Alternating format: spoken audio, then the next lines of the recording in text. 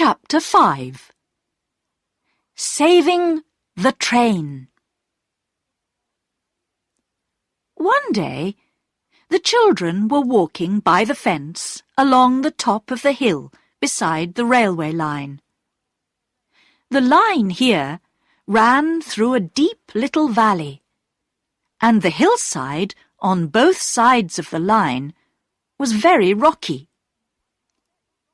But among the rocks, grass and flowers grew, and many small trees.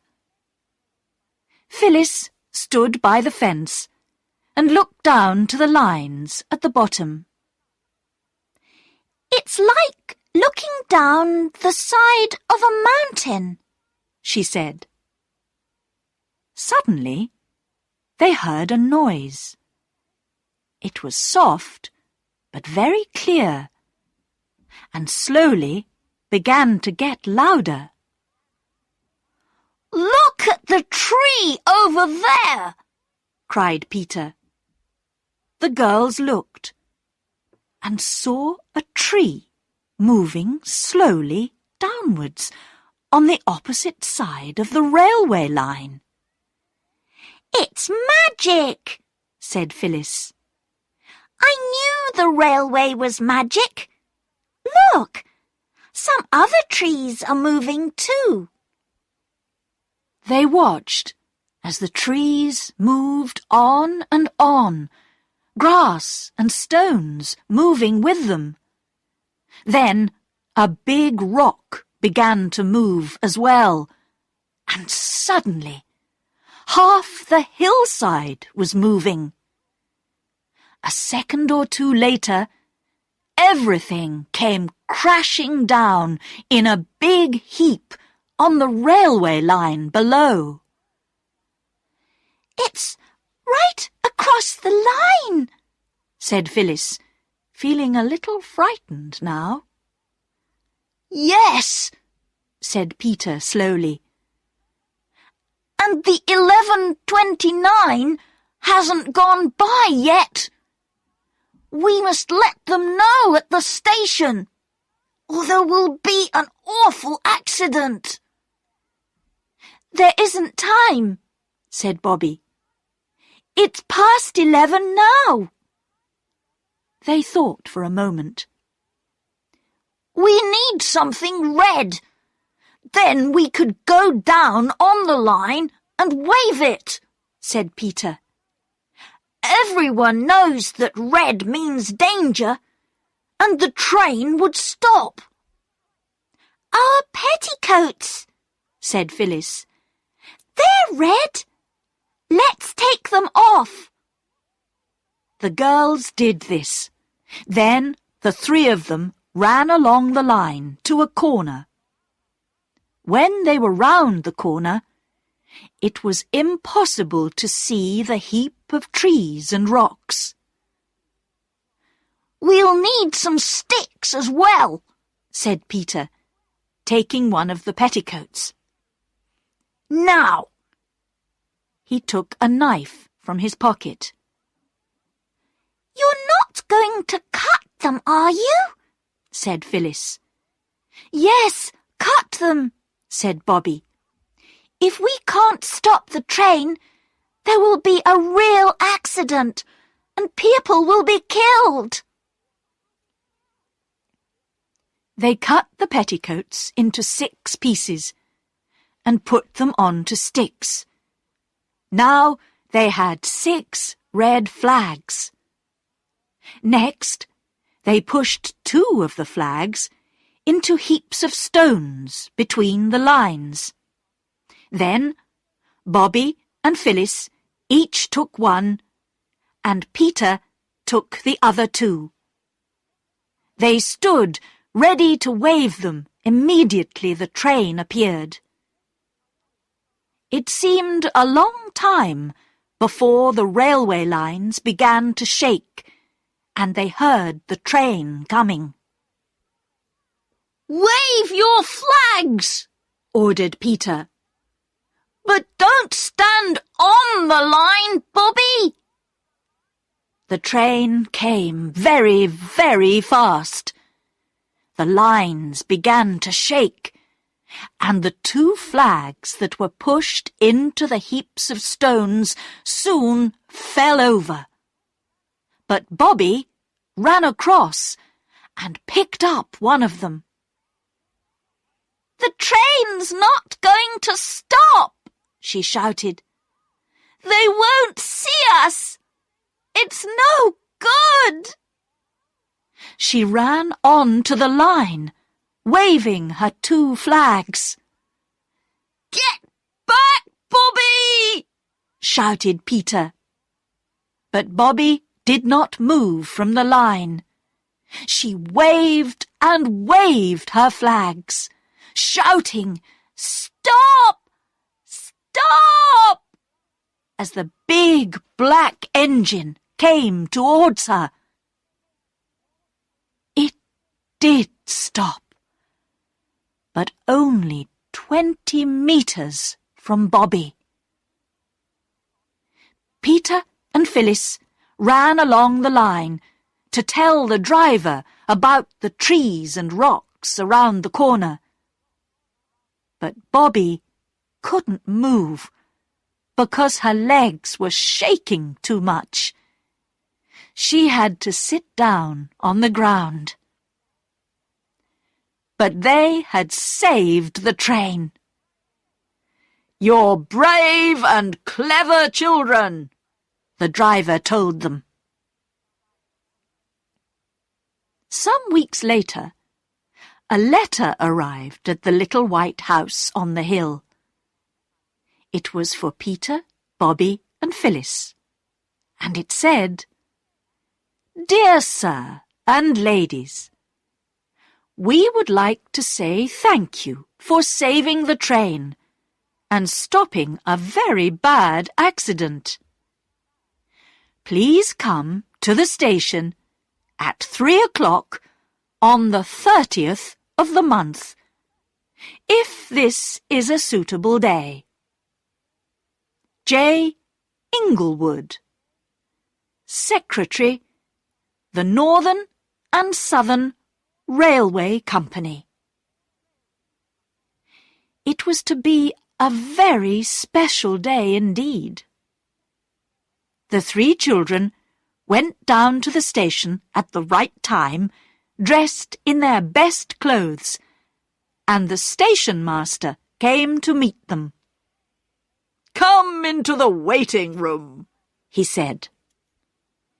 He took them into the room where people usually waited for the trains.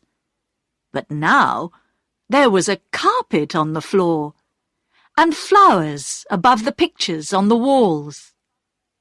Perks the porter was there, and several men in high hats and long coats. There were ladies in expensive dresses, and people who had been on the train on Red Petticoat Day. Best of all, their own old gentleman was there, and he came across to shake their hands. Then everybody sat down on chairs, and an important-looking man got up to speak. He said nice things about the children, how brave and clever they were, and then he sat down. Next, the old gentleman got up and said more nice things about them. Then he called them across and gave each of them a beautiful gold watch.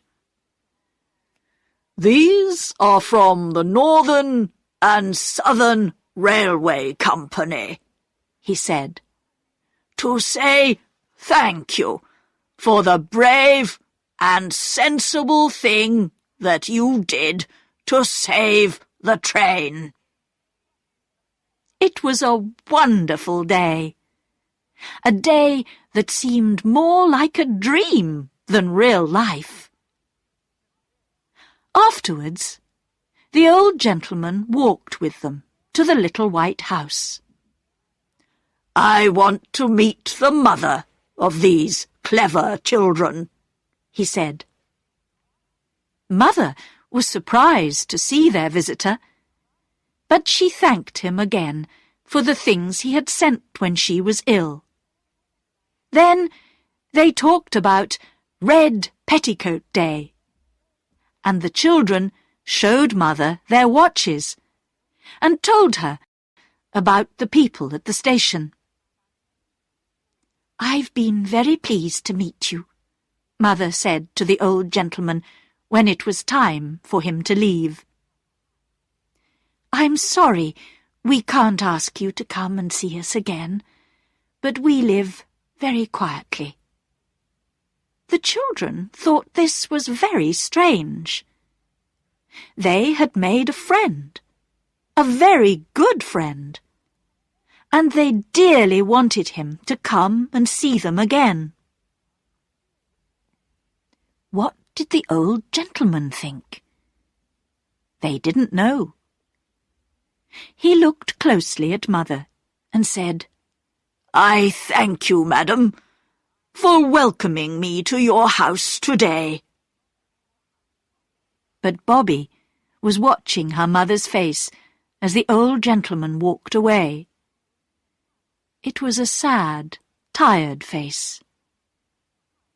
"She's thinking about Father," thought Bobby. Chapter 6. A Birthday for Perks. It was breakfast time, and Mother was smiling. "I've sold another story, darlings," she said. "We can have cakes for tea." The 3 children looked at each other. Then Bobby said, "Can we have the cakes on Thursday instead of today? It's Perks's birthday on Thursday." "How do you know?" asked Mother. "I showed him my brooch, the one you gave me for my birthday, and I asked him about his birthday. He says he doesn't keep birthdays anymore because he has other things to keep, his wife and children. But he said it was on the 15th, and that's Thursday." "And we thought we could make a birthday tea for him," said Peter. "He's been very good to us." "All right," said Mother. But cakes didn't seem a very exciting birthday present.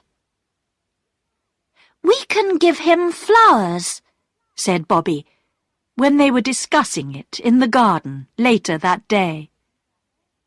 Then Peter had an idea. "Perks is nice to everybody," he said. "There must be lots of people in the village who will want to help us give him a nice birthday. Let's ask everybody." Bobby wasn't sure. "Mother said we weren't to ask people for things." "Not for ourselves," said Peter. "It's all right to ask for other people. I'll ask the old gentleman too." So they went to the village. Some people were kind, and some were not. "It's my birthday tomorrow," said old Mrs. Ransom at the post office. "Nobody will remember mine. Why should I give anything to Perks? Go away." But other people gave things. A pipe, a tin of tea, a walking stick, and others promised to give small presents too.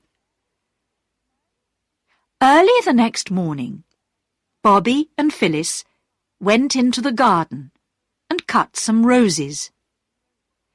They put them into a box with one of Bobby's prettiest handkerchiefs.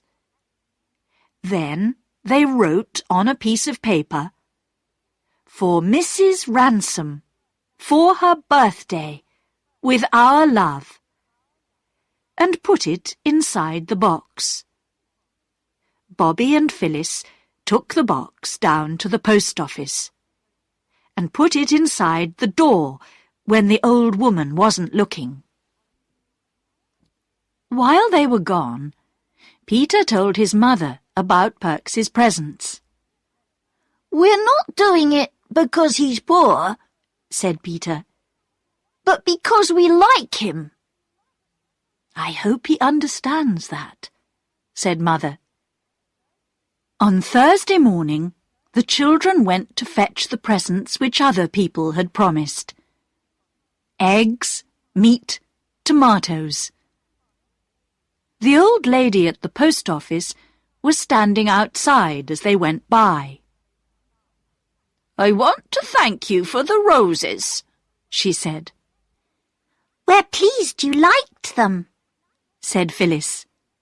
"And here's your box," said Mrs. Ransom, giving it back to them. It was now full of shiny red apples. She smiled. "The Perkses' children will like them. And I've got a pram in the back of the shop. It was for my daughter's first child, but the child died after 6 months. I'd like Mrs. Perks to have it for her little boy. Will you take it?" "Thank you," said Bobby. "We will." The children put all the presents in the pram, and at 3 o'clock they pushed it to the Perkses' little yellow house. Mrs. Perks and her young children were surprised to see them. "We know it's Mr. Perks's birthday," said Peter, "and we've brought some presents for him." The woman's eyes got bigger and bigger with surprise as each thing was taken from the pram. "Perks has never had a birthday like it," she said.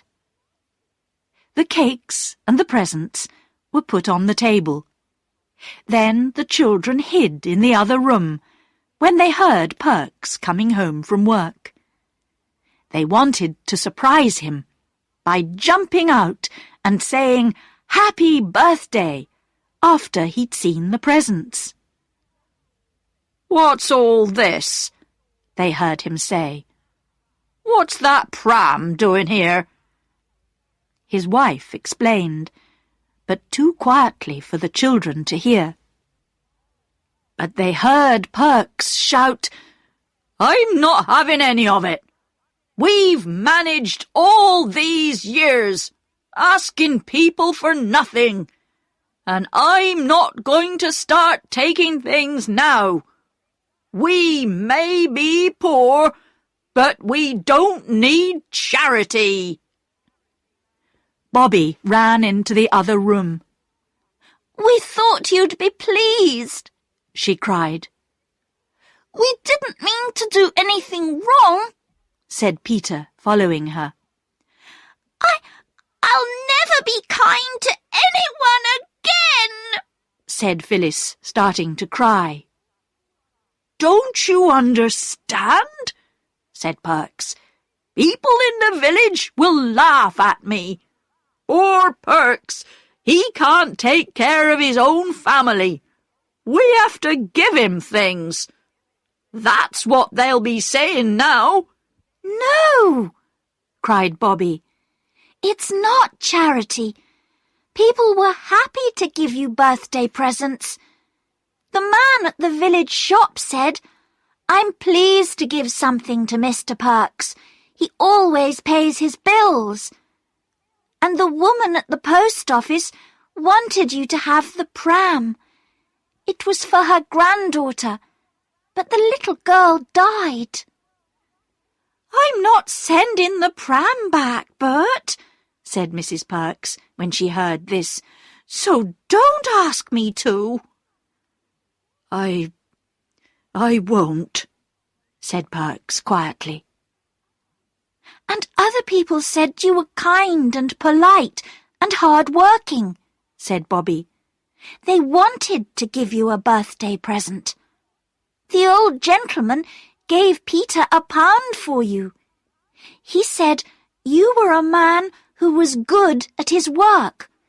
We thought you would like— Stop, Perks said suddenly. I take back every word I said. I don't know if I was ever so pleased. Not only with the presents, but with the kind thoughts of our neighbours. They're the best presents of all, aren't they, Nell? They are, agreed his wife happily. Perks looked at the children. You'll stay to tea, won't you? He said. Oh, yes, please, they said. Chapter 7. The Terrible Secret. When the children first went to live at the White House, they talked about Father a lot and were always asking questions about him. But as time passed, their questions seemed to make Mother unhappy, so they stopped asking them. But they never forgot him. Bobby thought about Father often. She knew her mother was unhappy, and she worried a lot about that. And why was Father away for so long? Was there something that Mother wasn't telling them? The answer came on the day she went to the station to fetch the magazines. They were old magazines, which people left on trains or in the waiting room. Perks said the children could have them to read. And one day Bobby went to fetch them. I'll just put some newspaper round them to keep them together, said Perks, and he took an old newspaper from the heap. The magazines were heavy, and Bobby stopped to rest on the way home. She sat on the grass and dropped them beside her. As she did this, she looked at the newspaper and read some of the words on the page. And it was like a terrible dream. She never remembered how she got home, but she went to her room and locked the door. Then she took the newspaper off the magazines and looked at it again. The words seemed to jump at her. 5 years in prison for spy. And the name of the spy was the name of her father. Bobby was very quiet at tea time. Is anything wrong? Mother asked her. I'm all right, said Bobby. But after tea, Mother went up to Bobby's room. What's the matter? She wanted to know. For an answer, Bobby took the newspaper from under her bed and showed it to her mother. Oh, Bobby, cried Mother. You don't believe it, do you? You don't believe Daddy is a spy? No, said Bobby. He's good and honest, and he's done nothing wrong, said Mother. We have to remember that. What happened? asked Bobby. You remember the 2 men who came to see Daddy at the old house, don't you? Said Mother. They said he was a spy, and that he'd sold government secrets to another country. There were some letters in Daddy's desk at his office. When the police saw them, they were sure Daddy was a spy.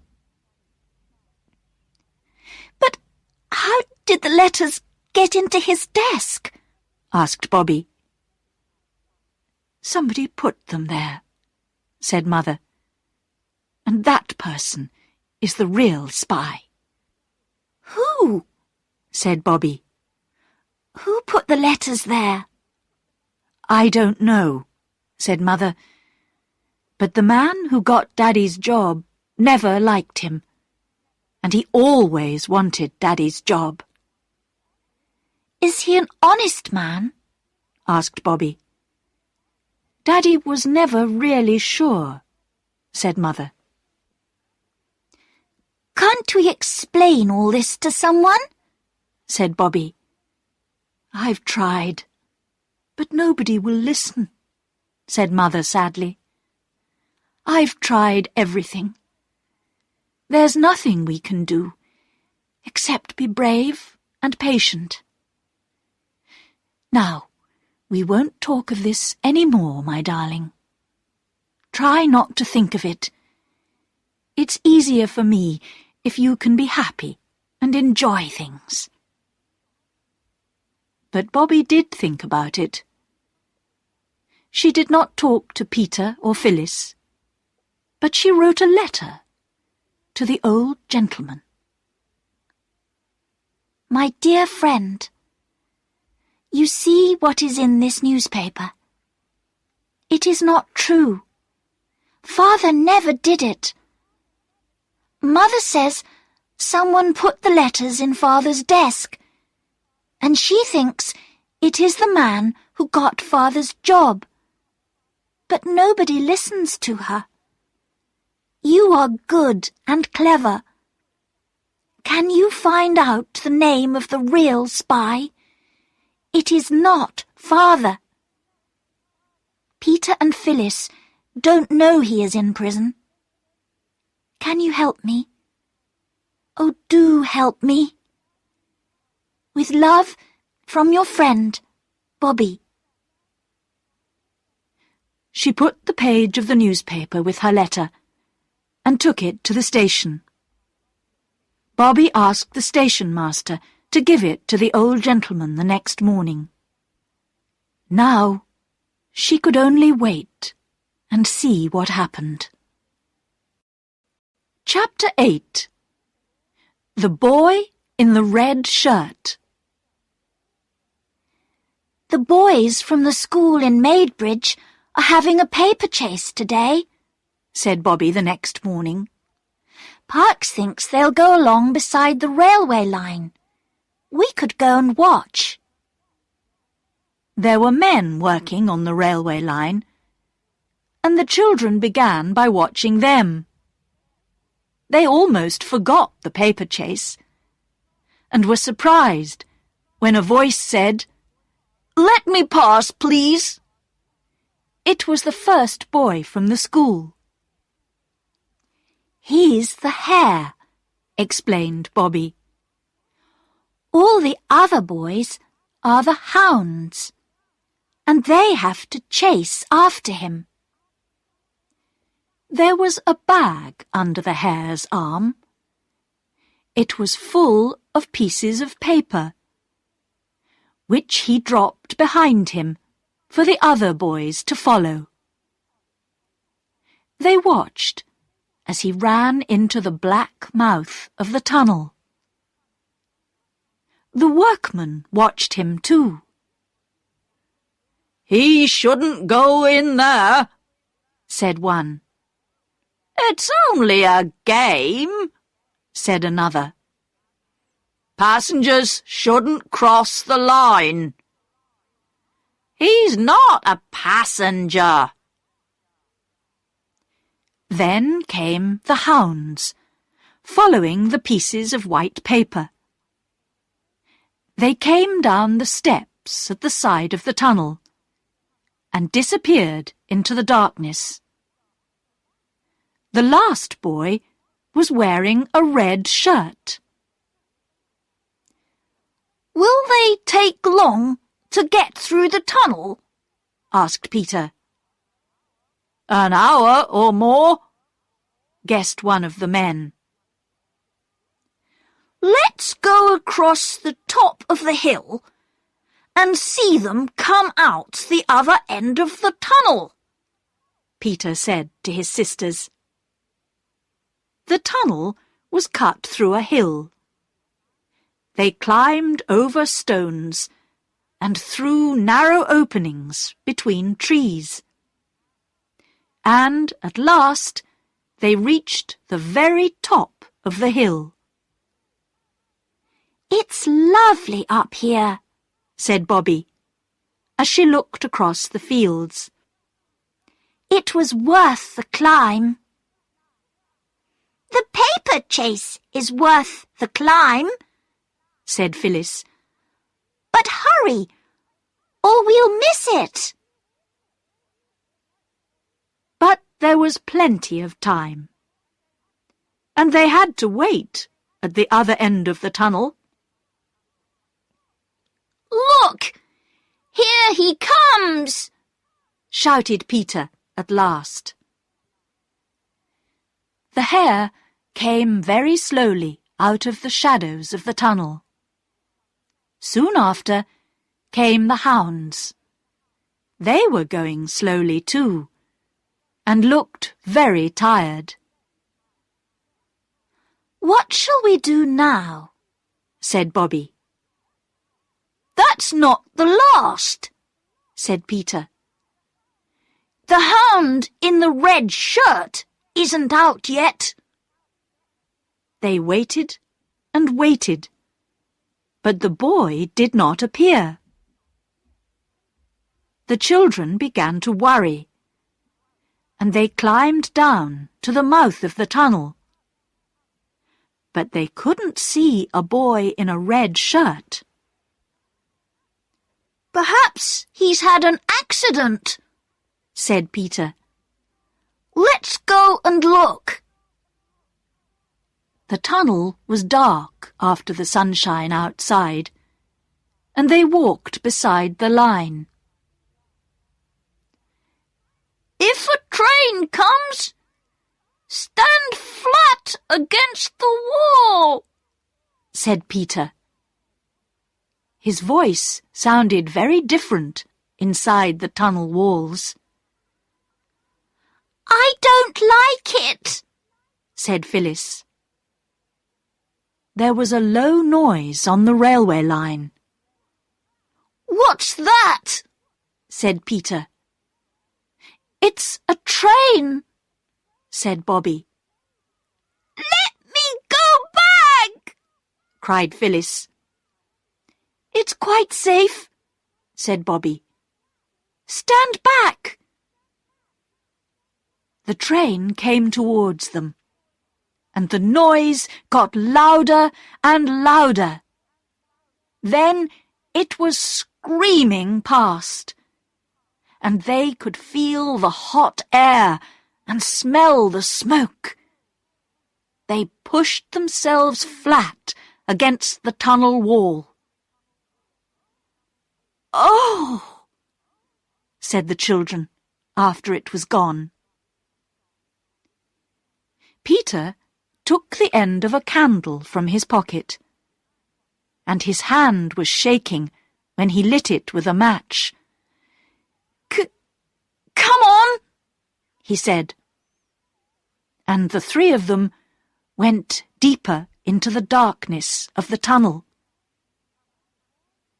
The boy in the red shirt was on the ground beside the line. His eyes were closed, and he did not move when they reached him. Is he dead?" asked Phyllis. "Dead? No," said Peter. And slowly the boy opened his eyes. I think I've broken my leg," he said. "How did you get here?" "We saw you all go into the tunnel, and then we went across the hill to see you all come out," explained Peter. "The others came out, but you didn't. So we came to look for you." "You're very brave," said the boy. "Can you walk if we help you?" said Bobby. "I can try," said the boy. He did try, but he could only stand on one foot. "Oh, I must sit down. The pain is awful." He sat down again and closed his eyes. The others looked at each other. "You must go and get help," said Bobby quickly. "I'll stay with him.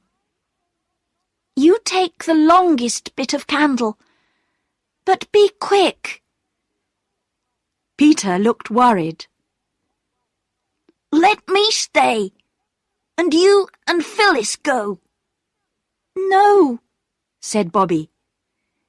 "You two go, and lend me your knife. I'll try and cut his boot off before he wakes up again. Just be quick." Bobby watched their figures disappear, then put her little candle beside the boy's foot. She used Peter's knife to cut off the boot. Then she looked at the broken leg. "It needs something soft under it," she thought, and then remembered her petticoat. She took it off and carefully put it under the boy's leg. He woke up a few minutes later. "What's your name?" asked Bobby. "Jim," he said. "Mine is Bobby," she said. "Peter and Phyllis have gone to get some help." "Why didn't you go with them?" he said. "Someone had to stay with you," said Bobby. "I must put out the candle, or it will burn itself out." "Are you afraid of the dark, Bobby?" asked Jim, when they were sitting in the darkness. Not very afraid," said Bobby. "But—" "Let's hold hands," said Jim. He put his large hand over her small one. Peter and Phyllis went to a farm to get help. When the two children got back to the tunnel with the men from the farm, they found Bobby and Jim asleep. The men carried Jim on a piece of flat wood. "Where does he live?" asked one of them. "In Northumberland," answered Bobby. "He told me while we were waiting." "I'm at a school in Maidbridge," said Jim. "I suppose I must get back there." "A doctor ought to see you first," said the man. "Bring him to our house," said Bobby. "It's not far along the road. I'm sure Mother will say it's all right." Mother did say it was all right, although she was a little surprised at first. Then Bobby explained. "I'm sorry to be so much trouble," Jim said to Mother as the men carried him in. His face was white with pain. "Don't worry, you poor dear," said Mother. "You must go to bed, and I'll send for Dr. Forrest." Mother also sent a message to Jim's school to tell them what had happened.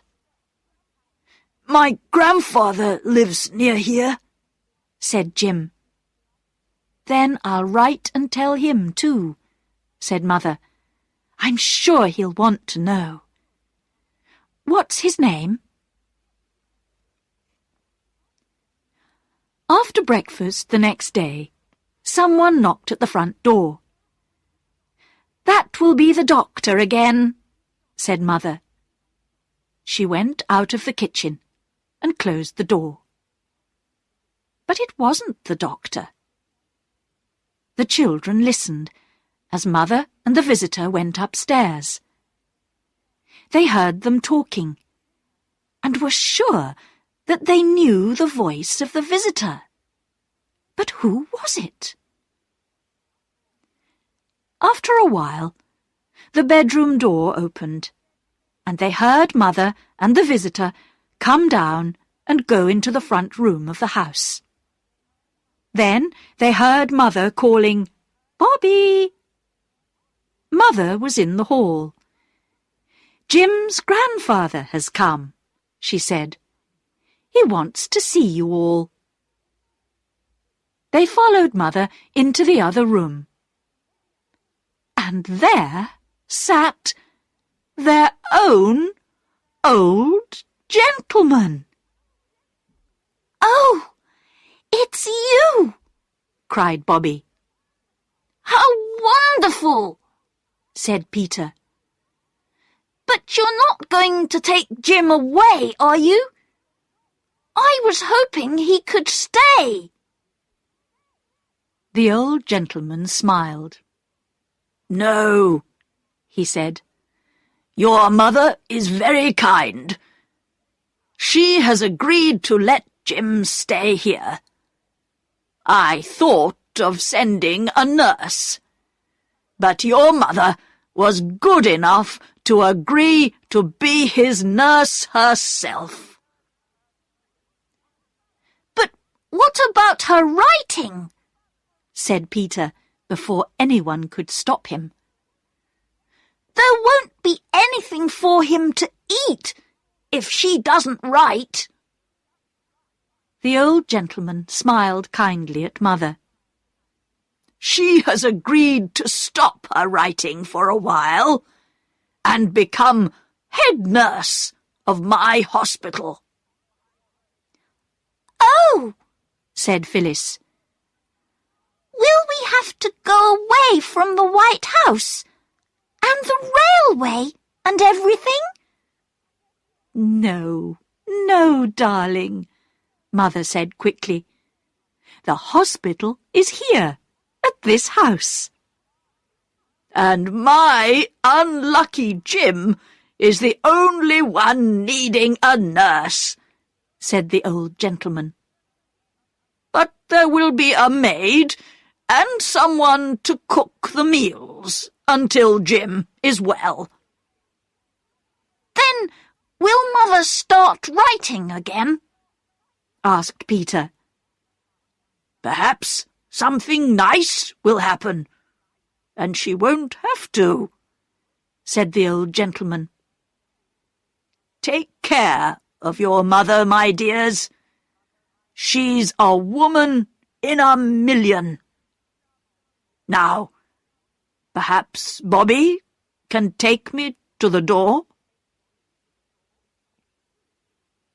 The two of them went outside, and the old gentleman said, "I got your letter, my child, but it wasn't necessary. When I read about your father in the newspapers at the time, I began trying to find out things. I haven't done much yet, but I have hopes, my dear. I have hopes." "Oh," said Bobby, crying a little.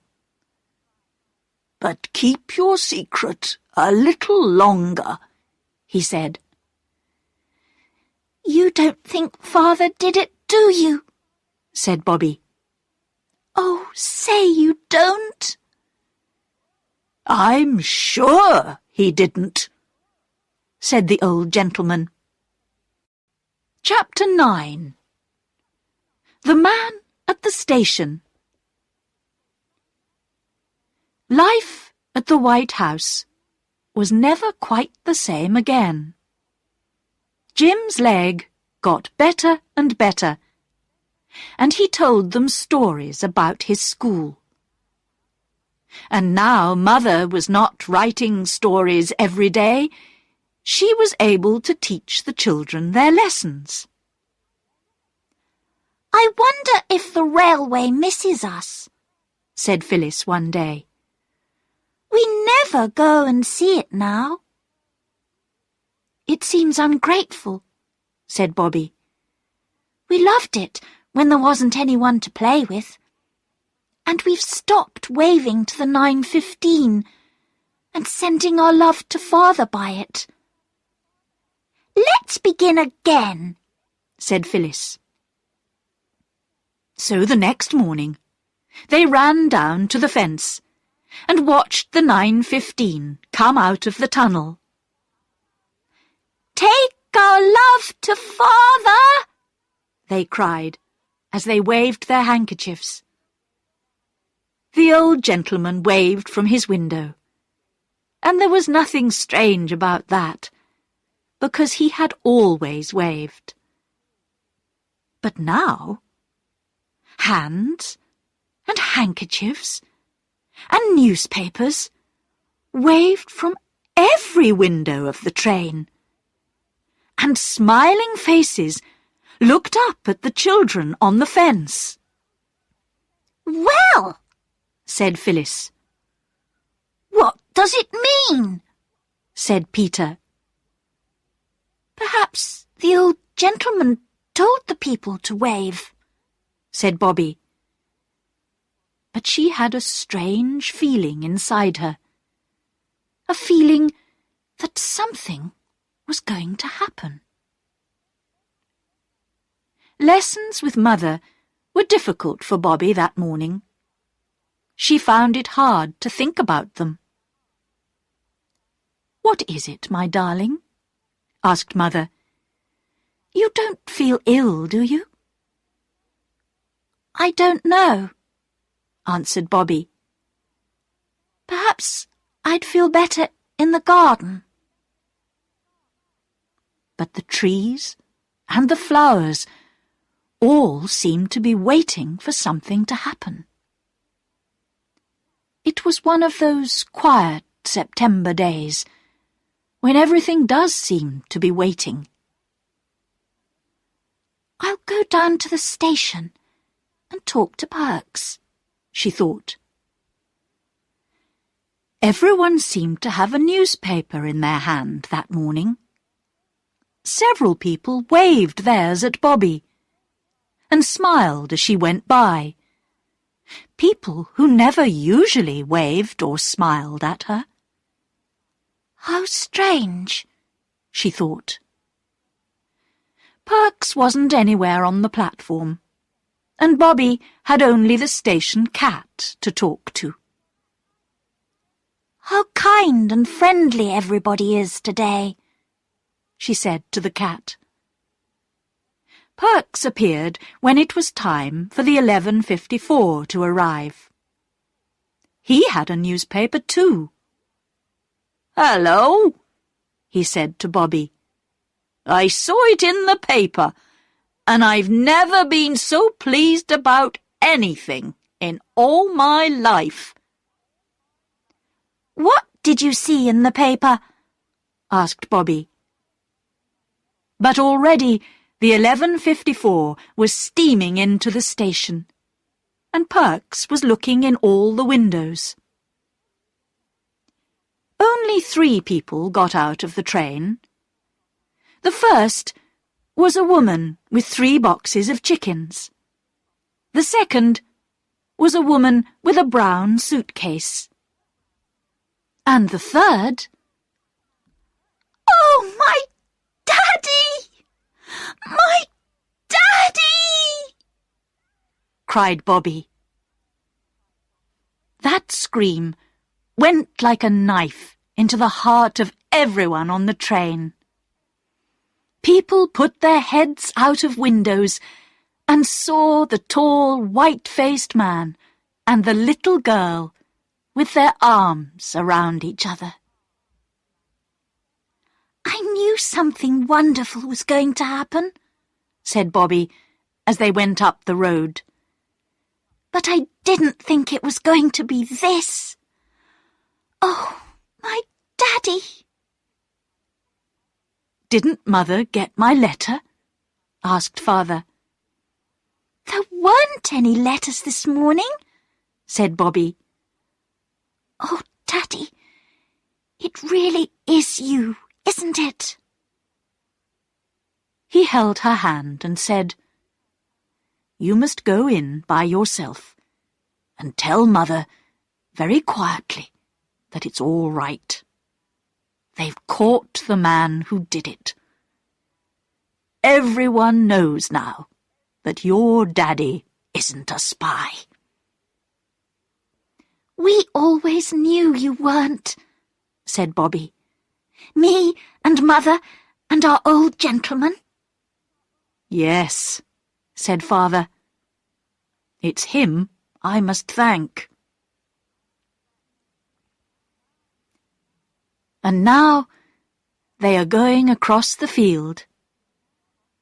Bobby goes into the house, trying to find the right words to tell Mother that Father has come home.